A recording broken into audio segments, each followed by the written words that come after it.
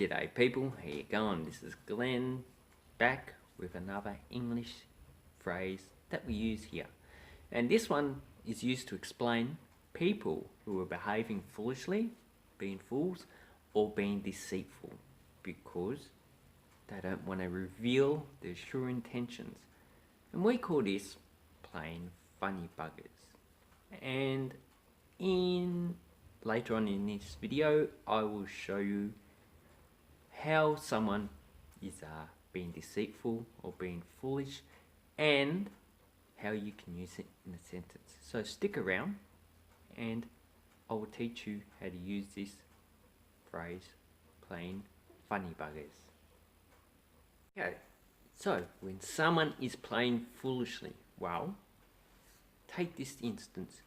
They have $10,000 and they want to increase its earning potential. So that's using money to make money. And they put money on the stock market.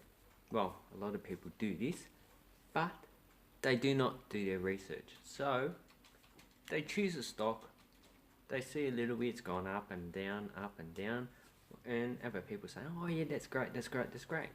And they put the $10,000 on that stock, so they buy part of that company. But they didn't research it, and in the annual reports, the company's profits have been going down for a few years. So, and you don't know what's going to happen into the future. That is playing foolishly. And the other term, to be deceitful, well, that's saying you want to sell something to somebody. You say, oh, it's good, yeah, it's grouse, it's working properly, when you know, quite frankly, it's totally stuffed. And you're charging a lot of money. So, there was a story once when companies used to have their own film development equipment. So it's a large machinery, it costs about I think brand new, it costs about $100,000. But they were selling this one for $30. $30,000.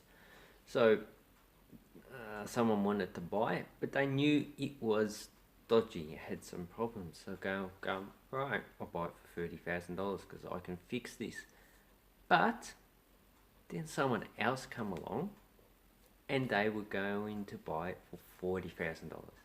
But there's a caveat. They did not know that there was something wrong with the equipment. So the person who was selling this decided to be deceitful and sell it for $40,000 to a person who, well, they knew they could get more money, and they were being deceitful by not telling them that there is a problem with the machinery. So that is plain funny buggers. So how would you use this in a sentence? Okay, you would go, that person is selling the machinery to, I don't know, to Aaron, but they're being deceitful by not telling them there is a problem with the machinery. Or to use it the other way, on the shares, very windy. So when Patrick was playing funny buggers on the share market because he did not know what the hell he was doing. So when you know someone is being deceitful, you go, you're playing funny buggers, aren't you? Yeah, I got my eye on you.